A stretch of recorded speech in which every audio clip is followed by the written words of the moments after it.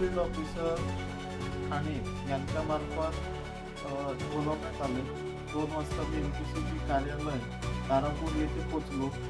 त्याच्यानंतर एक सुमारे 3-3:15 वाजता आम्ही तिकडून गोगरी निकोटेक सोल्युशन प्रायव्हेट लिमिटेड या अनधिकृत हजार्डस रिसायकलिंग कंपनी काढलेला कचरा स्पॉट विजिट करण्यासाठी त्या ठिकाणी त्या फील्ड ऑफिसर बरोबर माझा भाऊ सूरज पाटील यांच्यासहित गेलो.